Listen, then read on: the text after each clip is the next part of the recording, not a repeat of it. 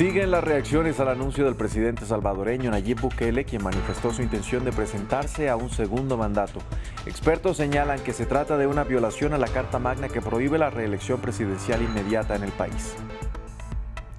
Regresan a Venezuela 12 de los 19 tripulantes del avión de la compañía estatal Emtrasur que habían estado retenidos desde junio en Argentina en medio de una investigación por supuestos vínculos con terrorismo.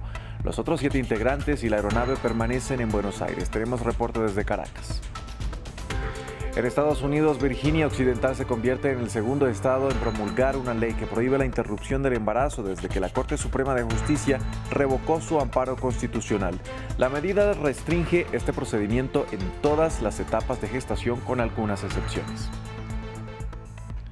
Hola y bienvenidos a las noticias de América en France 24. Los saluda Andrés Mesa Muñoz. Empezamos en El Salvador. El anuncio del presidente Nayib Bukele de presentarse a un segundo mandato en las próximas elecciones ha causado revuelo en el país y en la comunidad internacional. De acuerdo con la Constitución, el mandatario no puede aspirar a una reelección inmediata, pero un fallo de la Sala de lo Constitucional de la Corte Suprema en 2021 abrió la puerta para que Bukele pueda ser candidato.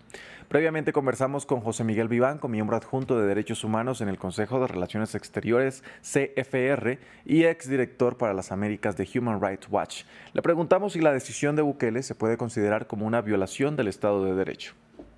Creo que es parte del libreto, el mismo libreto que usó Chávez y que han usado otros déspotas autoritarios en la región para buscar perpetuarse en el poder. Nada más que eso. Es una operación relativamente sencilla. Hace poco más de un año, Bukele logró el control total del Congreso. Y valiéndose de ese control, descabezó a los jueces de la Corte Suprema, que eran bastante independientes y que resguardaban el espíritu y la letra de la Constitución. Y la Constitución es absolutamente inequívoca en este punto. Un presidente electo, que ya está en funciones, no puede aspirar a un segundo periodo.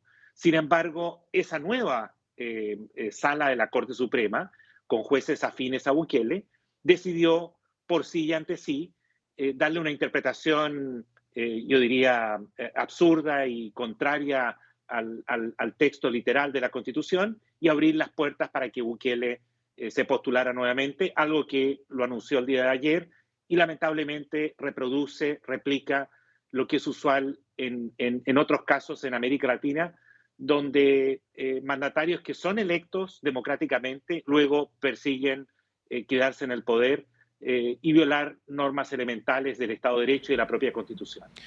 Y ya se encuentran en Caracas los 12 tripulantes del avión de la empresa estatal venezolana Emtrasur, que habían permanecido retenidos en la capital argentina desde junio. Entre ellos están 11 venezolanos y un iraní que llegaron al aeropuerto internacional de Maiquetía. Las autoridades argentinas investigaban posibles vínculos con terrorismo internacional, ya que la aeronave perteneció a la aerolínea iraní Mahar Air, sancionada por Estados Unidos. El avión sigue retenido en Argentina junto con los otros 7 integrantes del grupo. Desde Caracas, nuestra corresponsal Daniela Zambrano con los detalles. Este primer grupo de tripulantes liberados por la justicia argentina arribó a territorio venezolano cerca de las 6:30 de la tarde hora local. Fueron recibidos al aeropuerto internacional de Maiquetía por familiares, entre aplausos, ovaciones. También estaba presente personal de la Cancillería y el ministro del Transporte, que calificó esta detención como injusta. Algunos de los liberados declararon a medios de comunicación que ellos no eran ni terroristas ni espías, como se les había calificado, y exigieron la liberación de sus compañeros que todavía permanecen en territorio argentino. Se trataría de 3 ciudadanos venezolanos y 4 iraníes, entre ellos el piloto y el copiloto de la aeronave. Recordemos que este avión de la empresa Emtrasur, filial de la venezolana Conviasa, fue detenido el pasado mes de junio junto a su tripulación, luego que el Departamento de Justicia de Estados Unidos solicitara la incautación de la aeronave por presuntos vínculos con el terrorismo. Aunque el avión funcionaba bajo la empresa Emtrasur, según el Departamento de Justicia de Estados Unidos, pertenecía a una aerolínea iraní que está sancionada, que está en la lista negra de la OFAC y sancionada por presuntos vínculos con organizaciones terroristas como Hezbollah. El presidente Nicolás Maduro calificó la acción como un secuestro y ha exigido se devuelva la aeronave. Vamos a Estados Unidos. En el estado de Virginia Occidental entró en vigor una ley que prohíbe el aborto en todas las etapas del embarazo, con algunas excepciones. Es el segundo estado que prohíbe el aborto luego de que el Tribunal Supremo de Estados Unidos revocara en junio el fallo Roe versus Wade, que desde 1973 protegía el derecho a la interrupción del embarazo a nivel federal.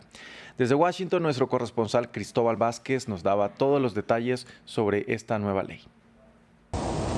Sí, hoy firmó Jim Justice, gobernador del estado de Virginia Occidental, esta ley y pone de inmediato la aplicación de esta ley en 90 días, las penalidades asociadas a esta. Virginia Occidental se convierte entonces en el segundo estado en Estados Unidos en prohibir el aborto después de que la Corte Suprema de Justicia fallara en contra del derecho al aborto a nivel federal. Hay que mencionar que las excepciones a esta ley son la violación, el incesto y riesgos de salud en la madre. Sin embargo, los abortos se tendrán que hacer en las primeras 8 semanas en caso de adultos o 14 semanas en caso de menores. Los médicos que se atrevan a proveer los abortos corren el riesgo de durar 10 años en la cárcel, y este tema es bastante importante teniendo en cuenta que las encuestas recientes dicen que el tema del aborto es el que más participación ha generado tanto en la población votante demócrata y republicana, así que va a ser un tema muy importante para las elecciones legislativas en noviembre y presidenciales en 2 años. En otras noticias de Estados Unidos, continúa la batalla judicial por el material incautado de la residencia del expresidente Donald Trump en Florida. El Departamento de Justicia solicitó a una corte de apelaciones que revierta la orden de la jueza Aileen Cannon, que suspendió la revisión de los documentos denominados como clasificados y que fueron recuperados de la mansión del exmandatario. Un día antes, la misma jueza había designado al veterano magistrado Raymond Dearie como perito especial para revisar dichos papeles, entre los que se encuentran decenas de documentos clasificados. El Departamento de Justicia dice que la decisión de la jueza le obstaculiza los esfuerzos del gobierno para proteger la seguridad nacional. El conflicto entre los productores de coca de la zona de los Yungas de Bolivia, divididos entre afines y contrarios al gobierno, llevan varios meses sin solución. En los enfrentamientos se usa constantemente dinamita, pese a que está prohibido por la ley. Decenas de personas han resultado heridas. Los dos bandos han anunciado para el lunes nuevas movilizaciones.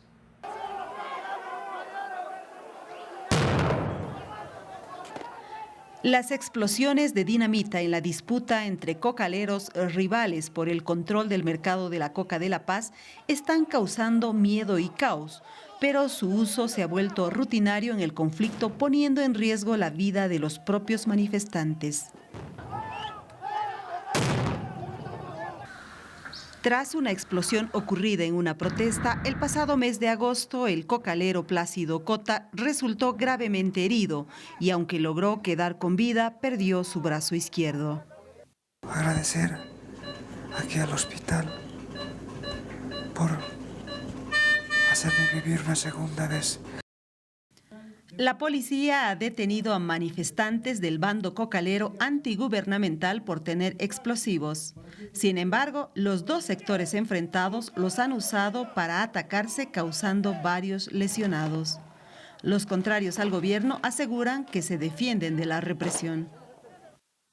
Lo usan para defenderse, porque no tienen otro argumento. Cuando ya son rebasados, no son escuchados, la policía también reprime. La protesta con explosivos nació en las rebeliones mineras contra las dictaduras militares. Un legislador minero pidió al Parlamento que la dinamita sea declarada Patrimonio Cultural del país, pero la propuesta fue vetada. El senador que frenó la idea advierte sobre una ambigüedad en el gobierno. Cuando el movimiento social o el grupo es afín al gobierno, meta dinamita. Cuando el grupo es contrario, como el caso de Adepcoca, la dinamita se vuelve un conflicto social o de posible daño a la sociedad, ¿no? El barrio de La Paz, que se ha convertido en el campo de batalla de los dos bandos, pide paz. Mientras tanto, los vecinos han construido barricadas en sus calles para protegerse. Y cerramos en Broadway, que le dirá adiós a uno de los espectáculos más icónicos y el más longevo. Se trata del musical El Fantasma de la Ópera, cuyas funciones han sido permanentes desde 1988, a excepción de la pandemia, y que ha sobrevivido a recesiones y otros cambios culturales. Pero ahora se despide del público tras una disminución en la taquilla que impacta directamente en los elevados costos de la producción, vestuario y elenco. Se espera que el show cierre con 13.925 funciones acumuladas. La última será el 18 de febrero de 2023. Hasta aquí este informativo. Gracias por acompañarnos.